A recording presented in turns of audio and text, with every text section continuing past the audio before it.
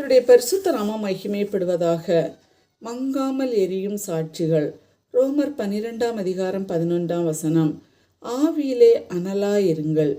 அனல் எங்கு இருக்கிறதோ அங்கு வெளிச்சமும் சூடும் இருக்கும். அனல் அணைந்து விட்டால் அந்த இடம் இருளாகவும் குளிர்ச்சியாகவும் மாறிவிடுகிறது.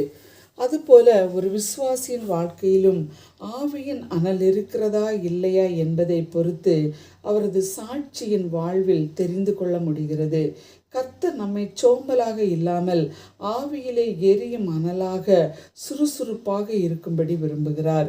இதை உணர்ந்த யோவானுக்கு கர்த்தர் வெளிப்படுத்தும் போது, உன் கிரியைகளை அறிந்திருக்கிறேன், நீ குளிரும் அல்ல அனலும் அல்ல, நீ குளிராயாவது அனலாயாவது இருந்தால் நலமாயிருக்கும்.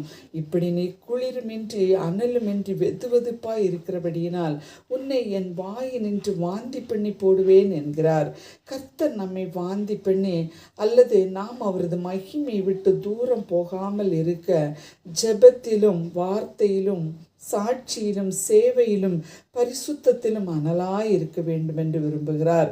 பிரியரே, சமாரிய ஸ்திரியை பற்றி பார்க்கும்போது ஜெபத்தில் அனலாய் இருந்தால் இனி தாகப்படாமலும் இங்கு வராமலும் இருக்க அந்த தண்ணீரை தர வேண்டும் என்ற ஆத்மீக தாகமுடையவளாய் இருந்தாள்.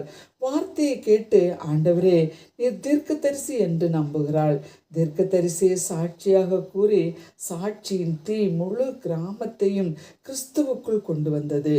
அவள் செய்த சேவை நிமித்தம் பல சமாரியர்கள் தேவனை விசுவாசித்தார்கள். 2 நாள் சமாரியர்களோடு இயேசு தங்கினார். பழைய பாவ வாழ்வை விட்டு பரிசுத்தத்தில் எரியும் அனலாய் நின்றாள். அவளுடைய சாட்சியின் வாழ்வு நம்மையும் அனலாய் மாற்றி தேவனோடு இணைத்து உயர்ந்த சாட்சியின் ஜீவிதம் வாழ உதவி செய்வாராக.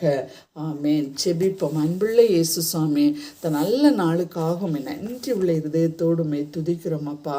நாங்கள் உலகத்துக்குள்ளே வாழும் பொழுது உலகத்துக்கு ஒத்த வேஷம் தெரியாதபடி தேவனுடைய சித்தம் இன்னதென்று பகுத்தறியத்தக்க கிருபையினால ஆவியின் அபிஷேகத்தோடு ஆண்டவரை அனலாய் வாழ எங்கள் ஒவ்வொருவரையும் உடைய கரத்திலே ஒப்பு கொடுக்கிறோம். எங்களை உம்முடைய பிள்ளையாக மாற்றி அநேகரை ஆயத்தப்படுத்த எங்களுக்கு கிருபை செய்யும். துதி கன மகிமை எடுத்துக்கொள்ளும். இயேசுவின் நாமத்தில் பிதாவே, ஆமேன்.